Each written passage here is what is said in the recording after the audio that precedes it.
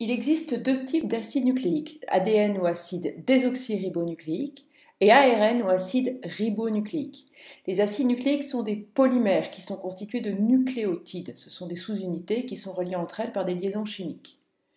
Alors étudions d'un peu plus près les nucléotides. Ils sont constitués de trois types de molécules, un sucre à 5 carbones, une base azotée et un acide phosphorique.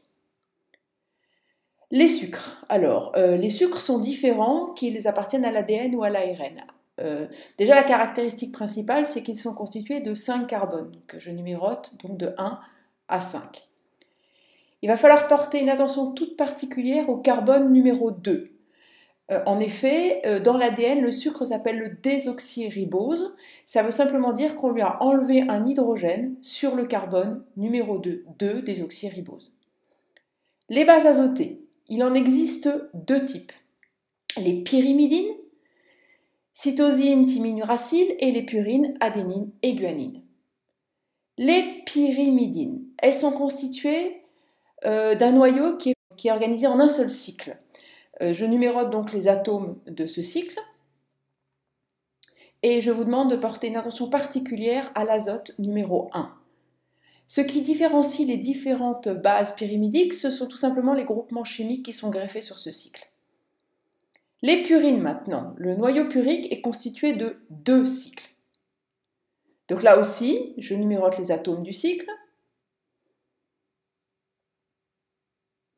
Et je vous demande d'attirer une attention particulière à l'azote qui porte le numéro 9. Ce qui différencie l'adénine de la guanine, c'est aussi les groupements chimiques portés par les cycles. Enfin, l'acide phosphorique. Les nucléotides peuvent être mono, di ou triphosphates, c'est-à-dire porter 3 acides phosphoriques. La formule brute de l'acide phosphorique, c'est H3PO4. Les acides phosphoriques se lient entre eux par des liaisons anhydres d'acide. Ce sont des liaisons très riches en énergie. Intéressons-nous d'un peu plus près aux nucléosides. Qu'est-ce qu'un nucléoside? C'est un nucléotide sans l'acide phosphorique, autrement dit une molécule formée d'un sucre et d'une base azotée. Ces deux structures étant reliées ensemble par une liaison N-glycosidique. Étudions d'un peu plus près cette liaison N-glycosidique. Elle se forme entre le carbone C1 du sucre, appelé C1', et l'azote 9 si la base est purique, ou l'azote 1 si la base est pyrimidique. Donc à gauche, vous avez une pyrimidine, donc la liaison N-glycosidique se forme entre l'azote 1 de la pyrimidine et le carbone 1 du sucre. À droite, la purine, azote 9, carbone 1. Comment s'appellent ces nucléosides? Eh bien, si le nucléoside est constitué d'une adénine reliée à un sucre, alors on appellera le nucléoside adénosine ou guanosine si c'est la guanine. Donc le suffixe osine veut dire que c'est un nucléoside.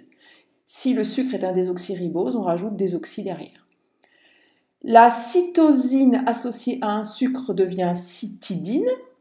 L'uracile, uridine, et la thymine, thymidine. Donc le suffixe idine, c'est pour les nucléosides pyrimidiques.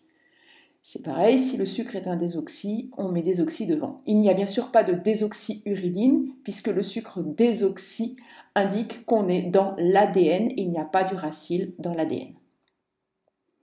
Donc si on rajoute un acide phosphorique maintenant, on obtient un nucléotide. Le nucléotide peut contenir plusieurs phosphates, 1, 2 ou 3, reliés au carbone 5 du sucre. La liaison entre le carbone 5 du sucre et l'acide phosphorique est une liaison phosphoester. Nous venons de voir que les acides nucléiques sont des polymères de nucléotides. La structure primaire des acides nucléiques, c'est l'ordre d'enchaînement des nucléotides dans la molécule d'ADN ou d'ARN. Cette structure primaire, qu'on appelle aussi séquence, se lie de l'extrémité 5'-phosphate vers l'extrémité 3'OH de la molécule d'acide nucléique.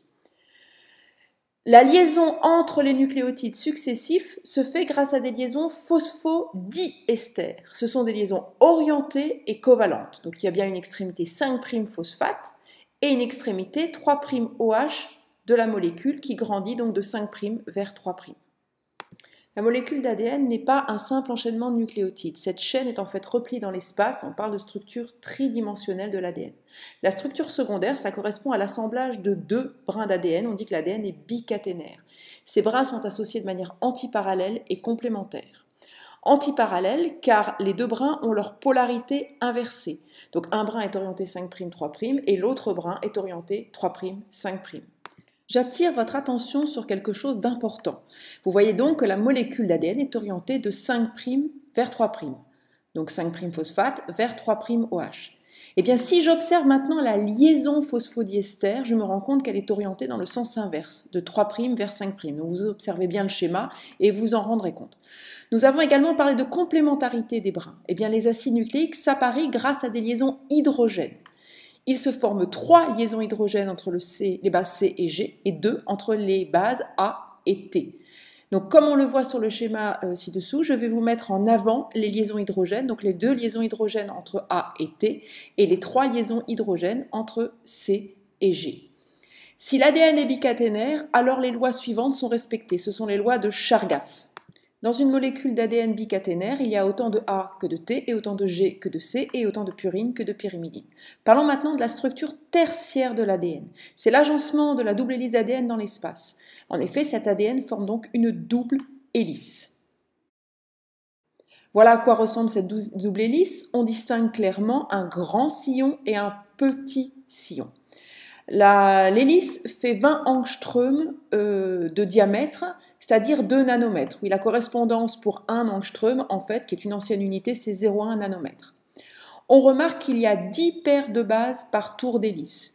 Un tour d'hélice fait donc 34 angstroms, c'est-à-dire 2 nanomètres, et donc une paire de bases, on divise par 10, 0,34 nanomètres.